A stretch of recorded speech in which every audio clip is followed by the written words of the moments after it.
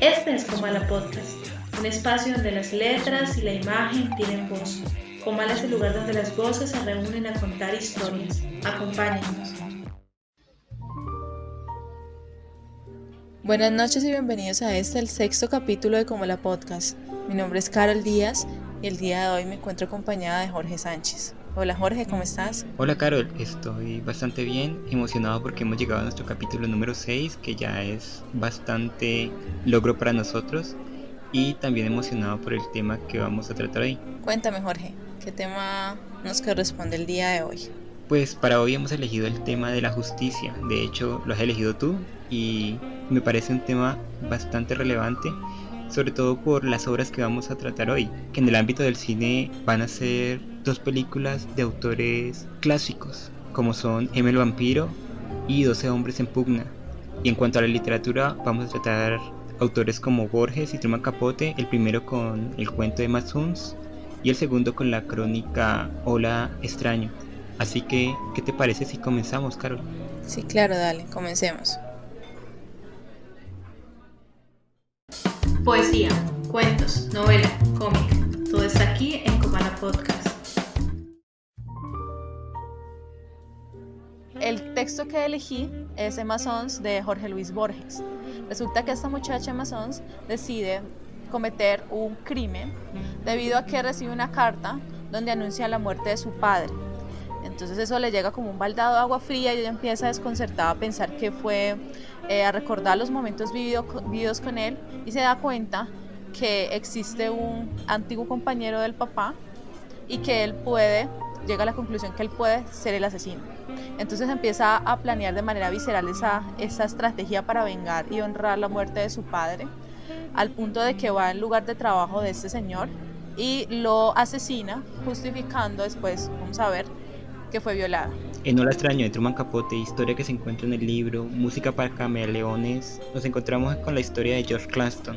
George Claston es un antiguo compañero de clases de Capote, el cual también es un personaje en la misma historia.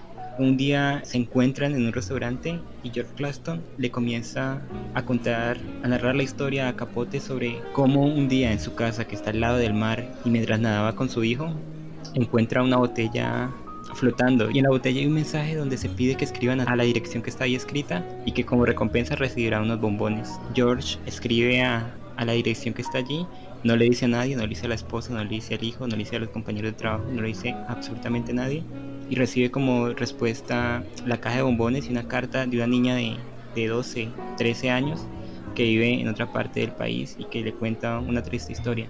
Así George va creando una amistad con esta niña, pero es una amistad un poco turbia porque se ve que el personaje le oculta a la esposa.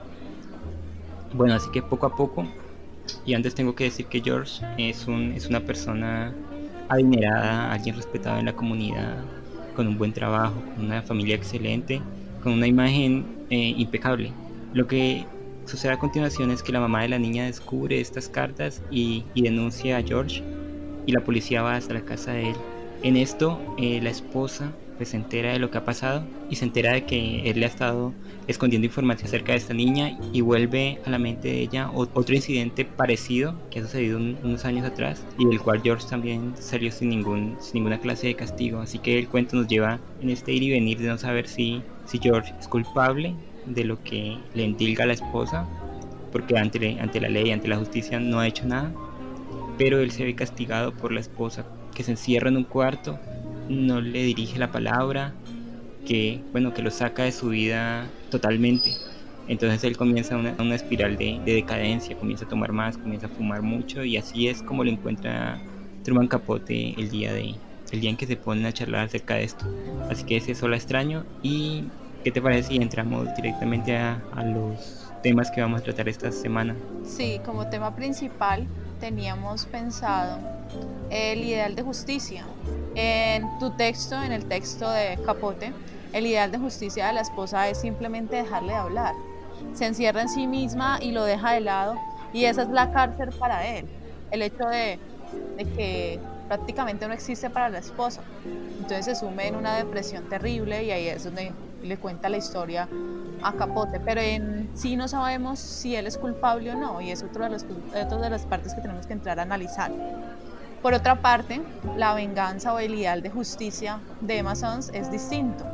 Ella llega a la conclusión de que meter a la cárcel al supuesto asesino de su papá no es una solución. Ella tiene un ideal de justicia y se rige por ese ideal de justicia. Aunque el papá siga muerto, como lo dice el mismo narrador, el papá seguirá muerto, pero ella tiene que en sí vengarlo. Esta venganza en este cuento no es una acción que es meramente justificada, debido a que no existe la certeza de que aquel hombre sea el asesino, y aún así ella deja de lado esas normas sociales donde el asesinar pues obviamente no es un acto aceptado, y empieza a hacer uso de ese ideal de justicia que ella tiene para por fin cometer el crimen, que ella en sí no lo verá como un crimen, sino como algo justo. Y si me permites, aquí voy a citar un fragmento del cuento de Emma Sons. Dice: las cosas no ocurrieron como había previsto Emma Sons. Desde la madrugada anterior, ella se había soñado muchas veces, dirigiendo el firme revólver, forzando al miserable a confesar la miserable culpa y exponiendo la intrépida estratagema que permitiría a la justicia de Dios triunfar de la justicia humana. Y como vos decís, ambos personajes, bueno, estos dos personajes que por otra parte son femeninos, no sé si quiera decir eso o algo, pero ambos personajes, tanto en Hola Desconocido como en Emma Sons, tienen su propio ideal de justicia, y es un ideal de justicia un tanto retorcido, si me permite decir, sobre todo en Emma Sons, que ven en la venganza, en este acto de asesinar a su patrón, que en definitiva es eso, al que ella cree, porque realmente no sabe si es el que ha hecho que su papá muera. En este acto ella ve algo incluso divino, como si fuera ella la mano de Dios que tiene que hacer la justicia, y no la justicia real que debe impartir la ley, porque ella se sabe y ella comprende que este hombre que tiene tanto dinero, que es una persona con muchos recursos, puede salir de la cárcel y no existe ninguna prueba, no existe ningún testigo que lo mantenga allí. Entonces solo queda la palabra de ella contra la palabra de este señor, y obviamente va a perder. Así que sabemos que ese tipo de cosas pasa y sabemos que es injusto, pero tomarse la justicia por mano propia, como ella lo hace, realmente no es un beneficio para nadie, porque al hacer esto ella se sumerge profundamente en, no sé, en esas tabernas que vos dijiste, se sumerge en ese mundo oscuro, se hace violar por un marinero para culpar a su empleador, y así hacer que las personas le crean que esa era la causa de que ella lo mató. Entonces tiene que sumergirse tan profundamente, tiene que demolerse tan en su propio ser, que al final, Borges nos lo dice, es como si ya la afrenta hacia el padre no le importara. Lo que ella quiere restituir es lo que le han hecho, lo que ella misma se ha hecho, paradójicamente. Ella se ha hecho violar, y parece que eso es lo que ella quiere, la justicia que ella quiere encontrar no es hacia la muerte del padre, sino hacia la violación en sí. Entonces Emma Sons se nos presenta como un personaje que realmente no tiene, no sé decirlo de una manera mucho más fina, no tiene los cables bien puestos, así que está un poquito trastocada por toda esta vida que ha llevado. Y en Hola Desconocido, como vos decís, la justicia de las leyes, la policía, los jueces no han encontrado ninguna causa para inculpar a George, pero la esposa, que lo conoce bien, bueno, que se supone que es la que más tiempo ha compartido con este hombre, es la que lo juzga y lo convierte en una especie de prisionero en su propia vida. Por eso es que vemos en él un decaimiento absoluto, vemos que comienza a engordar, que fuma más, que toma mucho, cosa que antes no hacía, y Capote nos lo recalca. George era una astemia, no tomaba, no fumaba, no hacía nada malo, y ahora lo vemos con una persona rota por dentro, porque su esposa, que es la persona que supone le debe creer y lo debe apoyar, lo ha dejado solo, se ha escondido en su habitación a pintar un barco que se está yendo en el horizonte, y que para mí significa ese amor que ella tenía hacia él, y que está dejando de ir poco a poco, y que ya lo ve como esa cosa lejana, ya ese otro mundo que nunca más va a querer volver a habitar. Pues mira, Jorge, que yo no estoy de acuerdo con eso de que ella está un poco trastocada. Yo creo, o bueno, que se va como por el lado de la locura. Yo creo que ella sabe muy bien lo que hace. A ella le quitaron lo amado. Ella busca dañarse para darse más razones. Le quitaron a su padre y él pues no va a estar en este plano, entonces ella decide hacer lo mismo, eliminarlo al supuesto asesino de la faz de la tierra. Y es como si anulando, es como algo así como si le quitaron al padre y ahí quedó como una deuda y entonces ella asesina al supuesto asesino de su padre y las cosas quedarían como en ceros, como si el asesinato de su padre nunca hubiera existido. Entonces voy a citar aquí a Alfred McAdam en un texto muy bello escrito por él, donde analiza el cuento. Dice: la venganza, a diferencia del crimen, supone un intercambio o subyace a la venganza la idea de justicia o de reparación o retribución. Ella está reparando ese crimen que cometieron contra ella, porque es que le quitaron algo que ella amaba. Y ella tiene el derecho de, en cierta manera, vengar ese dolor, ¿no? Entonces podemos ver que detrás de ese ideal de justicia está la idea de lo correcto. Ella hace eso porque es correcto, el ojo por ojo, porque ella se siente abandonada, porque ella se siente ultrajada, porque le han quitado lo que más ama.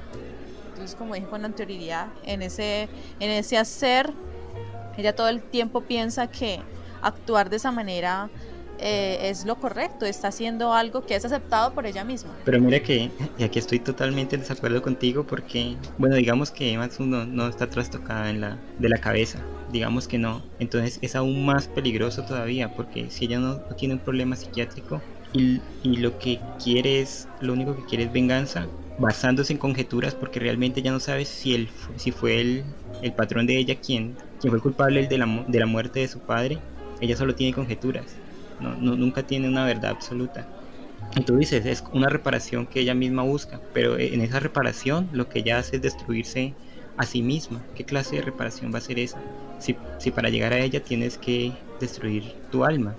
No le veo una lógica a eso, porque pues, buscando eso se hace violar, se hace ultrajar, termina peor de lo que inició, así que pues se termina con una mujer rota. Y yo creo que en este sistema de derecho que tenemos y en el que me imagino que ella se está moviendo también, o en el que ella tenía en su momento, eso del ojo por ojo realmente no debería existir. Es validar que la gente tome venganza por mano propia, lo cual al final pues convierte en asesino a todos. Si yo ahora mismo le pasa algo a mi familia o a un ser querido y me voy a asesinar a esas personas, a las que lo cometieron, no, realmente no estoy solucionando nada, me estoy convirtiendo en asesino yo y estoy cosechando más y más venganza de la que pudo haber habido. Entonces no estoy de acuerdo cuando dices que ella está justificada, que eso que está siendo justificado, porque no me parece que en ningún tipo de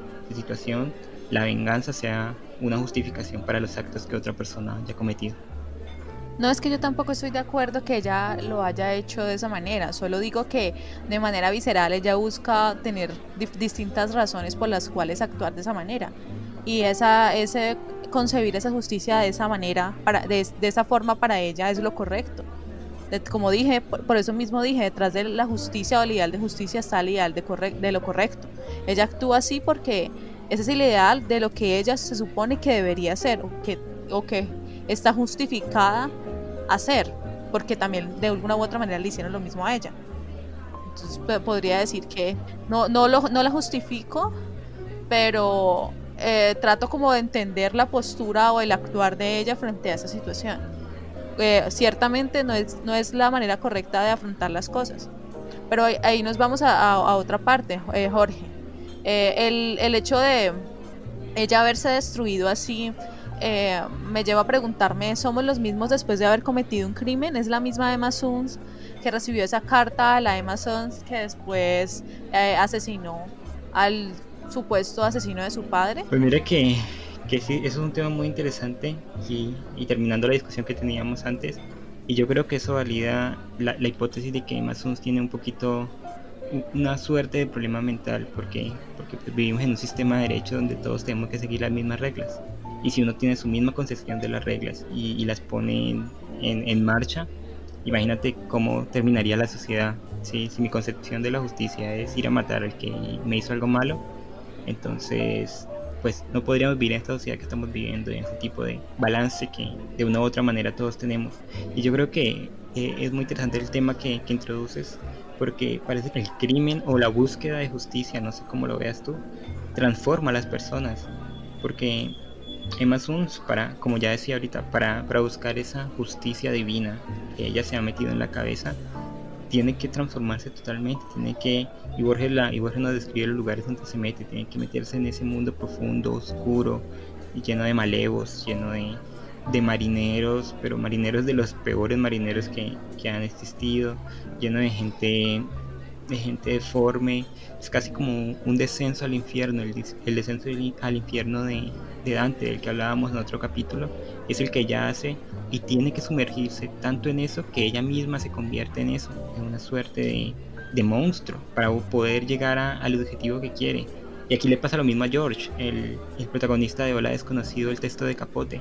Aunque él lo jura y lo rejura, y aquí yo tomo posición a favor de George. Yo creo que él no ha hecho nada, aunque él jura y jura que no ha hecho, y algunos le creemos y otros no.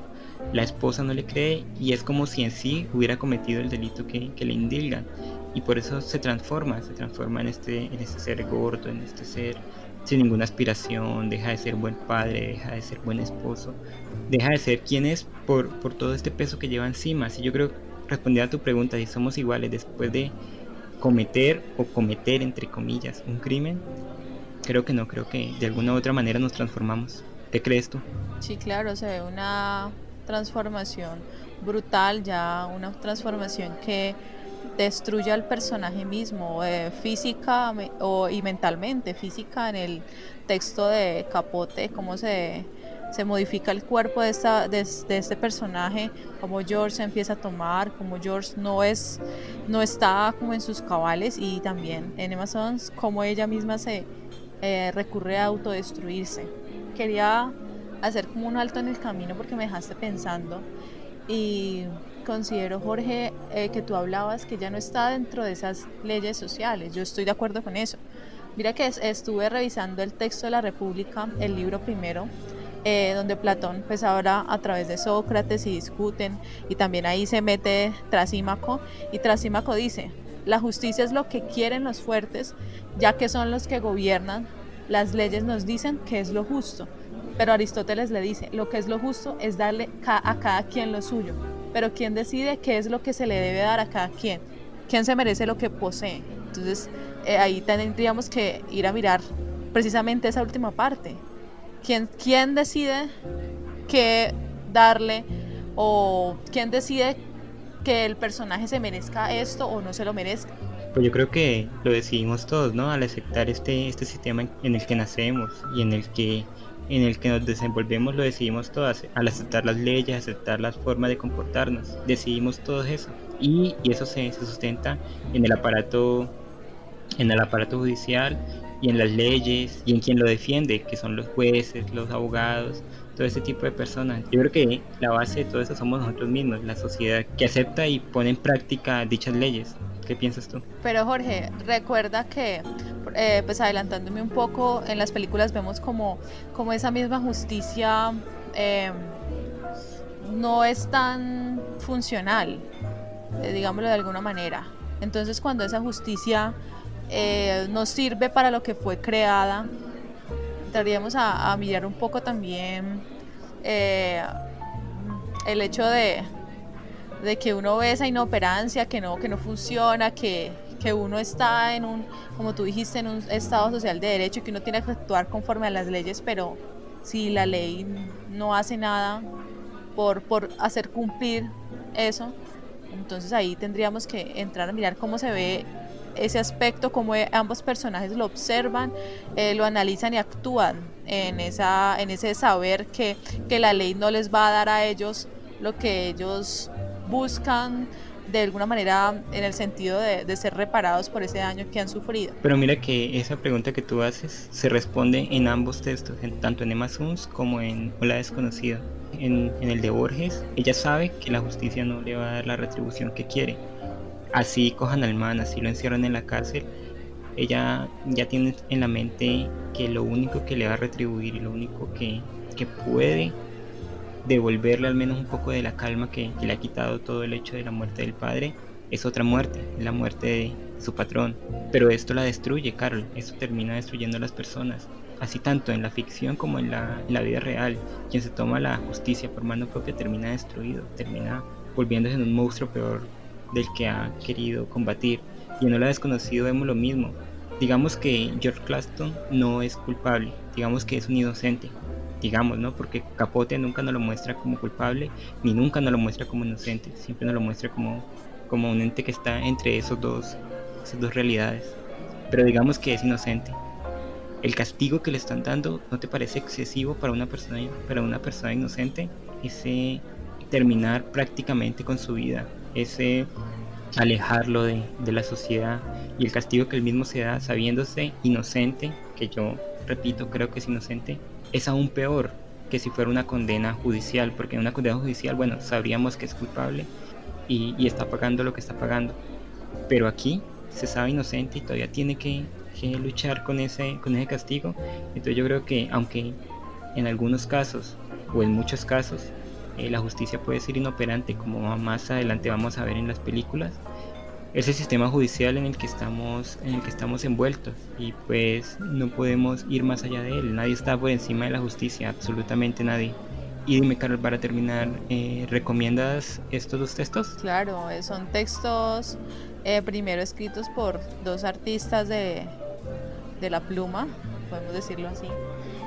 Son dos textos que nos permiten entablar una charla, un debate sobre lo que consideramos o no consideramos justicia, o de cómo salirse de esas leyes también trae consecuencias de alguna u otra forma, consecuencias físicas, consecuencias psicológicas, saltarse esas leyes modifica de alguna u otra manera lo que uno es. ¿Y tú consideras que estos textos se ajustan a este tema, que son textos que necesariamente habría que recomendar para mirar el tema de la justicia pues a través de estos dos escritores o de estas dos perspectivas? Pues mira que al leer Emma Sums y Ola Desconocido me costó un poco asociar entre sí, pero al hablar contigo y al debatir un poco, me parece que se ajustan muy bien al tema de la justicia, y sobre todo a cómo las personas pueden llevar la justicia por mano propia y lastimarse a sí mismos.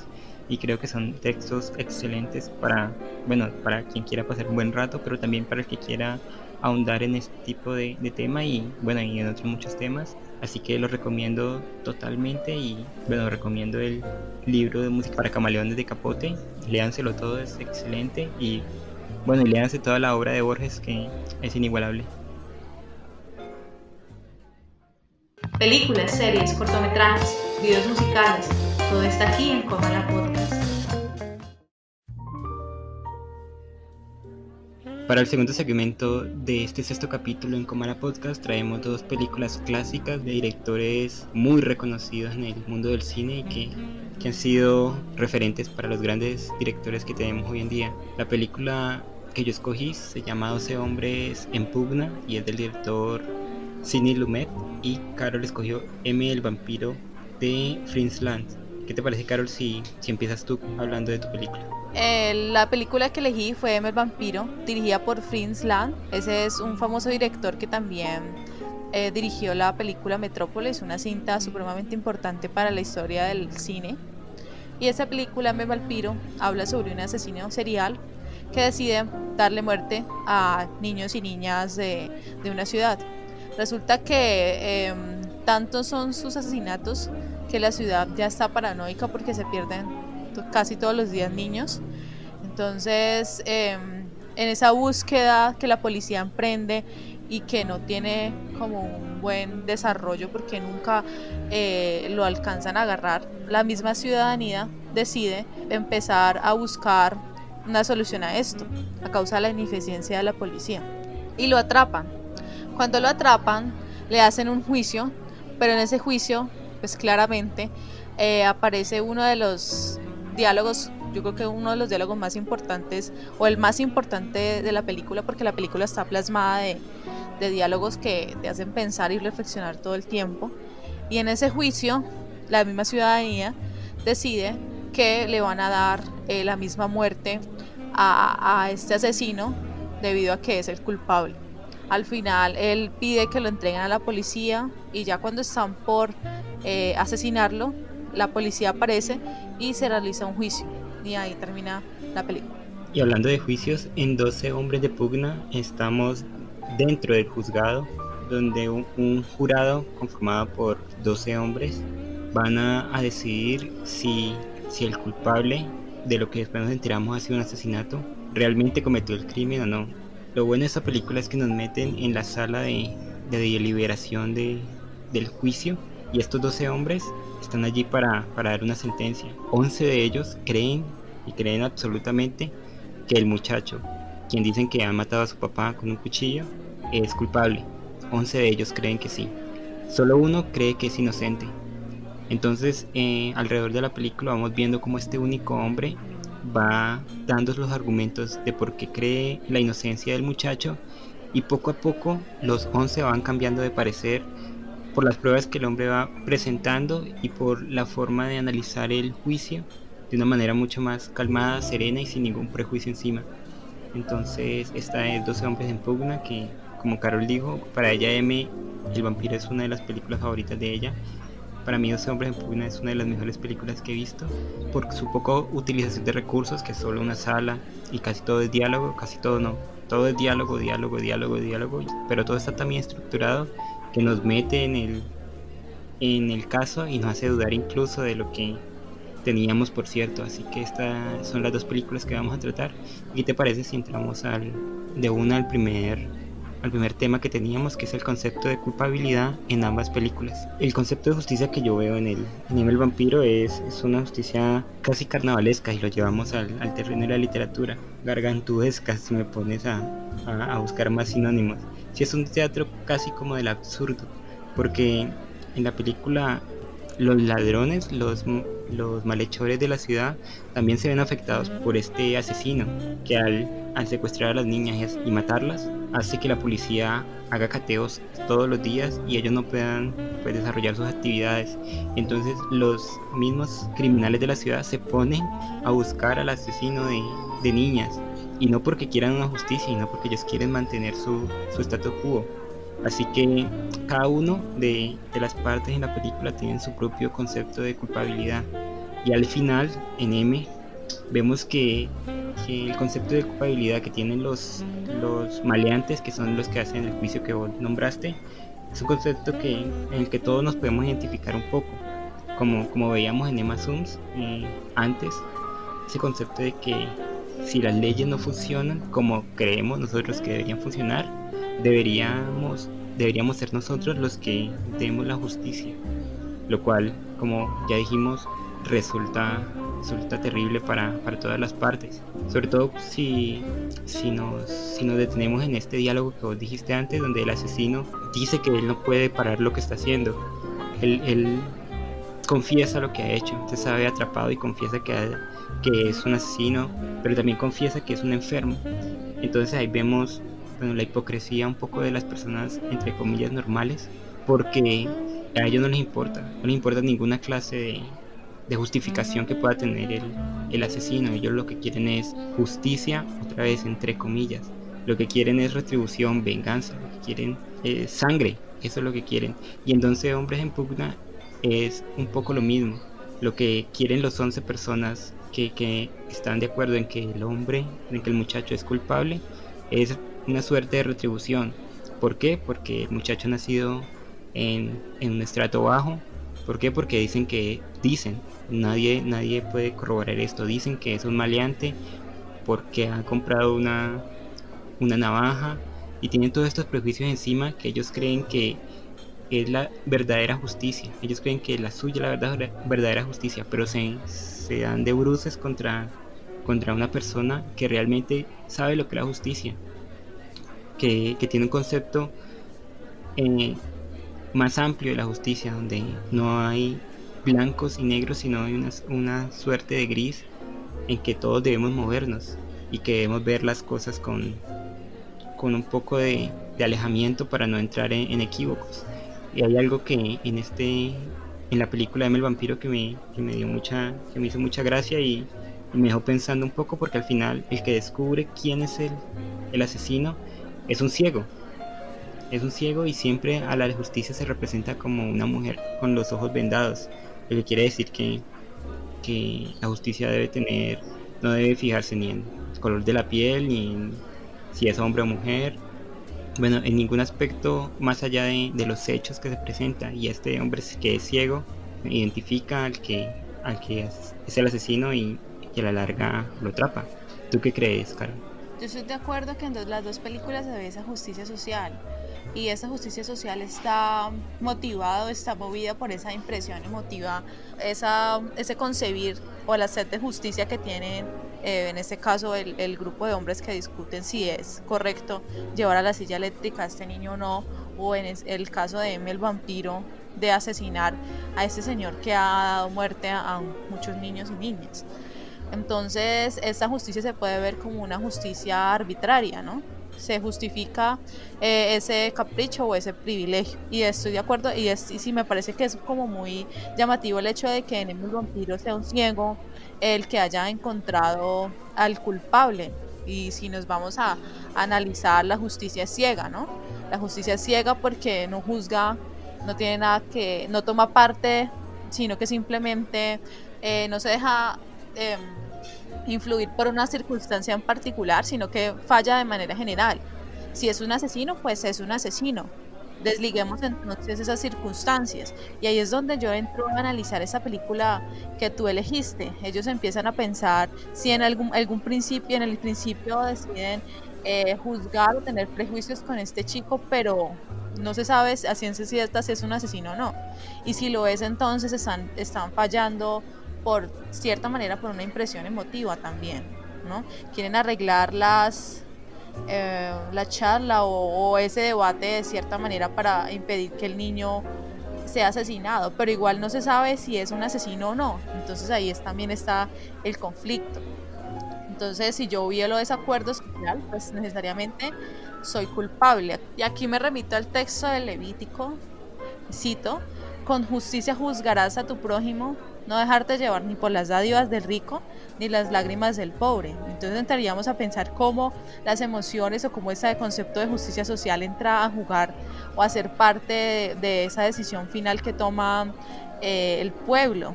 Entonces tendríamos que mirar, y aquí en Vampiro, el vampiro dice: ustedes no pueden juzgarme porque no están en condiciones, tienen tantos crímenes como yo. Entonces no estaríamos siendo como un poco hipócritas al creernos capaces de emitir un juicio contra alguien o decir este vive o este no, sabiendo que nosotros también, o en este caso, ellos también van a ser tan criminales como el vampiro al decidir asesinarlo, al decidir darle muerte, al decidir que esa es la sentencia o el castigo que él merece. Lo mismo sucede con el niño que supuestamente asesinó a su papá. ¿El niño merece la pena de muerte? ¿Quiénes somos nosotros para decidir si merece vivir o no? ¿Y no crees que esto se puede extrapolar de muy buena manera al mundo que estamos viviendo actualmente, el de las redes sociales, en el que todo el mundo tiene una voz y cree que en cierta medida está calificado para dar juicios? En las redes sociales todos los días vemos scratches a gente que uno no sabe si se lo merece. Uno sabe, yo no estoy a favor de los scratches y no creo que alguien se merezca ser escrachado por redes sociales o por ninguna otra parte.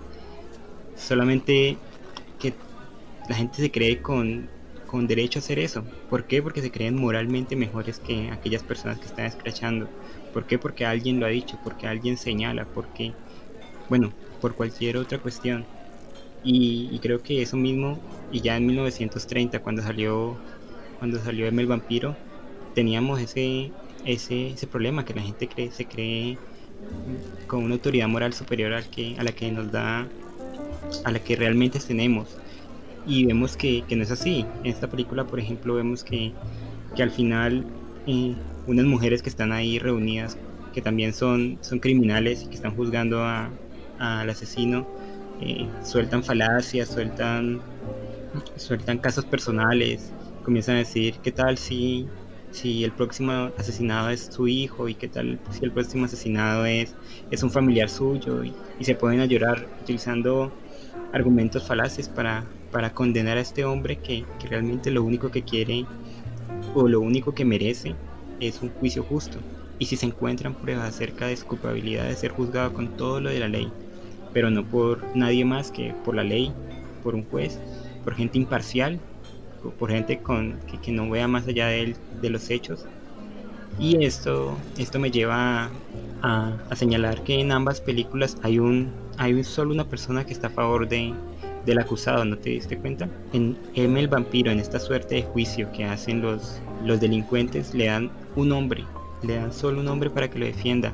Le ponen un abogado en una especie de burla, pero este abogado es como que el centro moral de lo que realmente debería ser la justicia. El abogado se levanta, es una persona que está vestida como un mendigo, que es un viejo ya, y dice que nadie puede juzgar a ese hombre, solamente la justicia real, que lo que pide es que lo absuelvan y lo entreguen a la policía, cosa que nadie está a favor de eso. Igual en 12 hombres en pugna, solo hay un hombre que por casualidad está vestido de blanco, nadie más está vestido de blanco, solo hay un hombre que defiende a este muchacho que está acusado y pone igual argumentos de peso para defenderlo, no está defendiéndolo por defenderlo.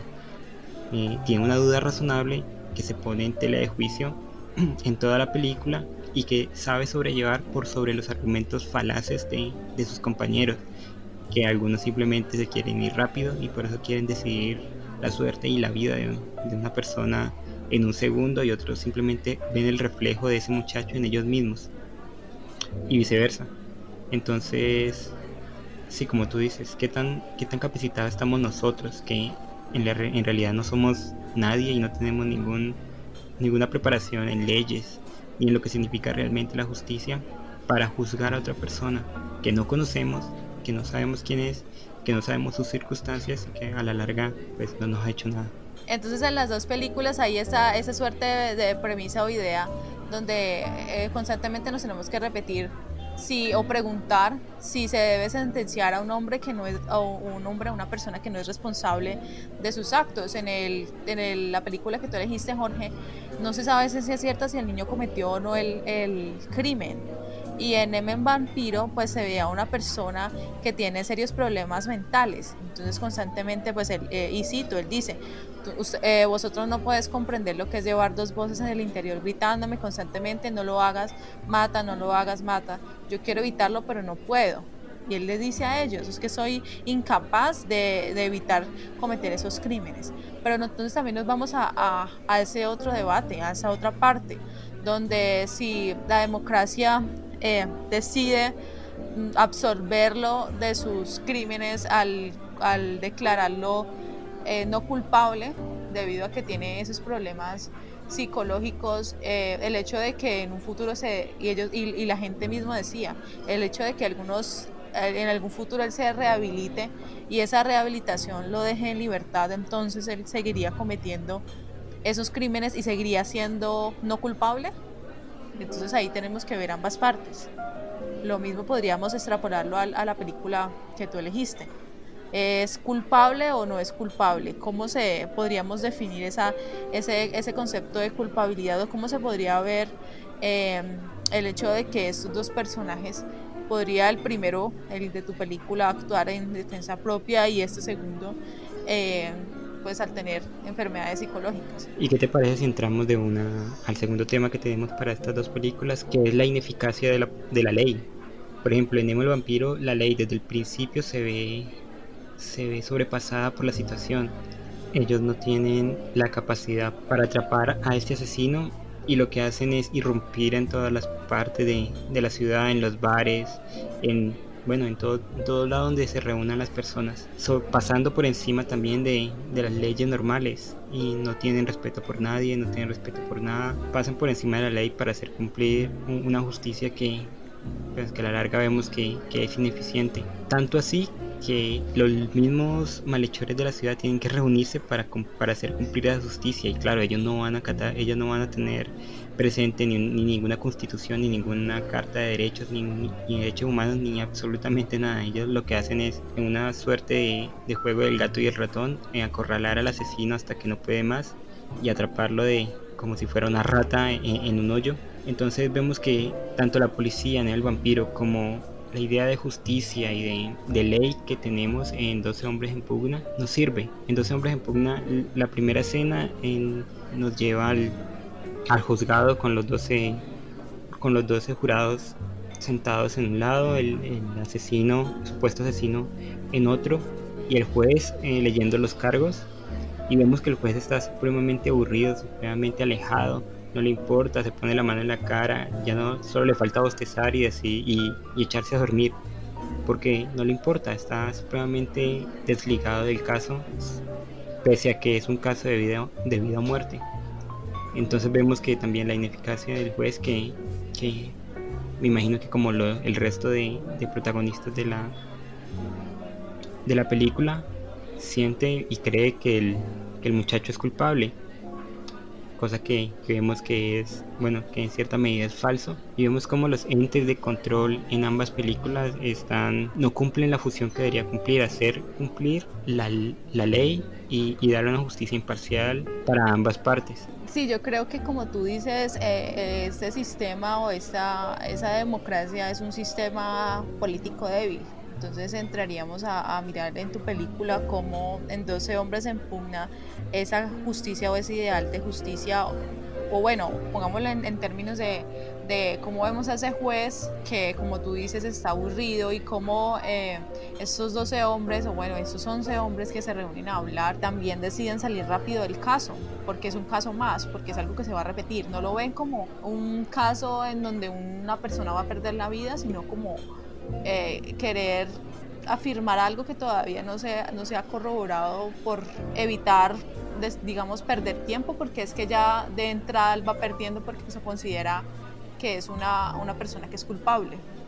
Entonces entrar a mirar esa democracia como algo que se está haciendo casi sin pensar, como algo que es meramente burocrático que hay que hacer. Ahí entraríamos a preguntarnos, ¿importa más el bien de un ciudadano o de un colectivo?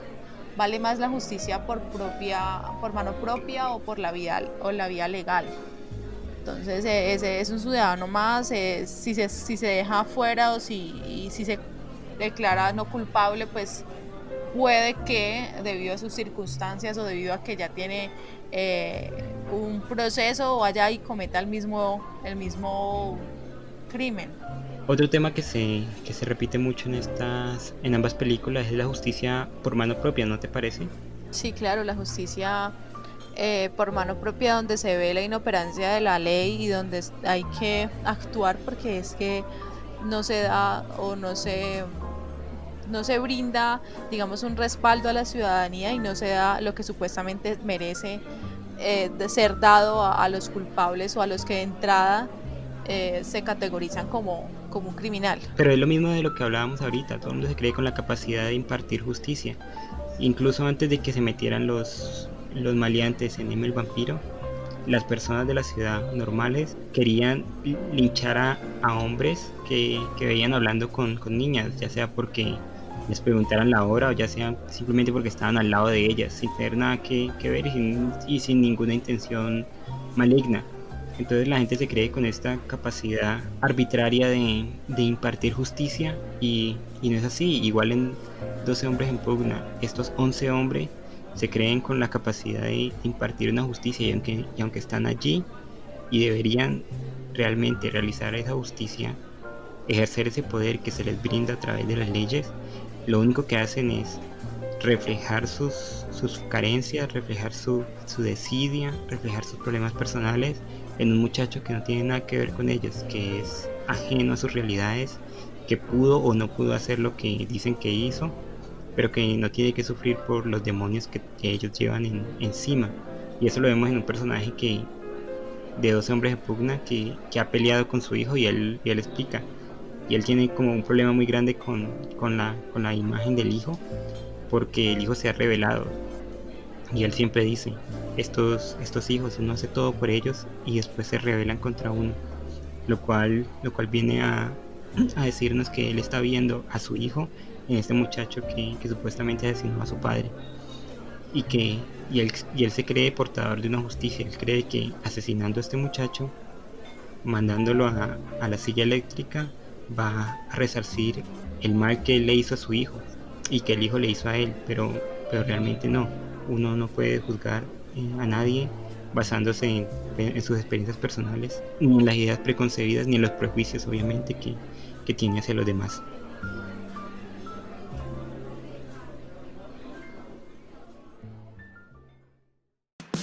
Hechos curiosos, notas sobre cultura, sociedad. Todo está aquí en Cubana Podcast. Y para nuestro último segmento, Carol, traigo una curiosidad que acaba de ocurrir, y es que Amazon, la multinacional, acaba de recibir luz verde para usar drones en sus entregas. Apenas se va a poner en marcha en Estados Unidos, donde la compañía tiene su mayor ganancia, y se va a poner a prueba en pequeñas ciudades, no en las grandes urbes, sino en ciudades con poca densidad de población. Esto con el fin de que ciudades como Nueva York o Miami o este tipo de grandes conglomerados de gente y de edificios no se van invadidos de repente por un montón de drones que pueden dificultar tanto la movilidad como ser peligrosos para las personas. Así que Amazon ya recibió permiso de las agencias de aviación estadounidense y va a comenzar a enviar paquetes que por ahora van a ser pequeños, pero en el futuro están pensando en hacer cosas mucho más grandes. Van a ser pequeños ahora para evitar que si algo pasa y los drones fallan y el paquete se cae, no presente un peligro para las personas. Así que cada paquete no va a sobrepasar los 2.25 kilos, que son poco menos de 5 libras. Así que, ¿qué te parece? Pues habría que entrar a revisar si otras empresas también se unen a eso y cómo eso afecta de alguna manera tanto el medio ambiente como el espacio aéreo. Si todas las empresas deciden que también es su derecho transportar paquetes por este medio, pues te imaginas, va a ser una situación un poco compleja. Pues yo creo que la ley estipula que si algo se puede hacer para una empresa, se puede hacer para todas. Así que no creo que haya problemas en eso de que la empresa vaya a tener un monopolio acerca del transportar mercancía en drones. Además creo que va a ser mucho más benéfico para el medio ambiente, porque estos drones se pueden incluso recargar con luz solar y supondrían que ya no se tienen que utilizar camiones ni este tipo de vehículos que consumen gasolina y dañan el medio ambiente con sus emisiones. Lo que yo digo es que ¿no te parece extraño que de repente llega a tu casa un dron con un paquete? Que además puede ser incluso peligroso, porque hay gente que puede hackear estos drones o puede hacer otro tipo de cosas y llevarse los datos de las personas y robarse incluso los paquetes. Incluso si también representa alguna un peligro para las personas que están consumiendo este tipo de servicios, debido a que qué tal que, como tú dices, los pueden hackear y en vez de el pedido que uno haga le caiga otra cosa del cielo.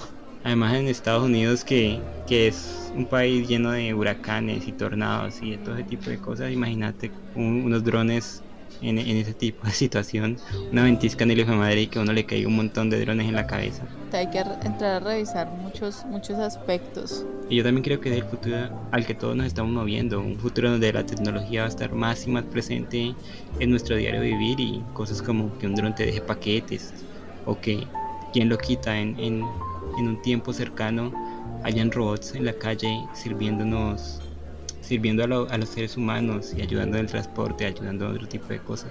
Creo que poco a poco, y ya lo estamos viviendo hoy en día, la tecnología va a ser mucho más patente en nuestro diario vivir, y bueno, nos vamos a ir acostumbrando, y todas estas cuestiones que estamos hablando aquí se van a resolver, aunque no sé qué tanto queramos un mundo totalmente tecnológico, porque nos puede llevar, no sé, a una suerte de distopía donde, como en Wall-E, como en la película Wall-E, nos conformemos con ser atendidos y con este tipo de vida en cierto sentido cómoda, y olvidemos lo que realmente es la humanidad.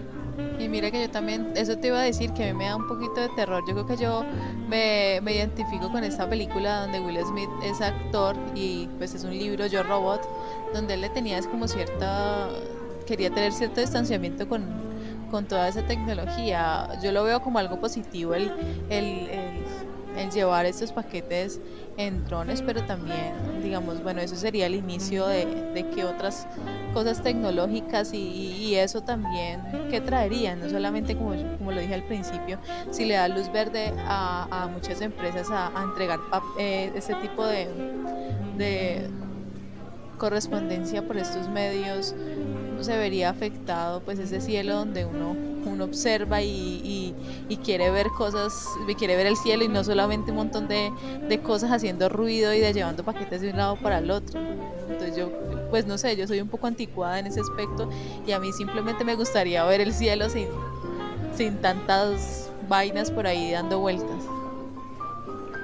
Tú eres una persona análoga en un mundo digital.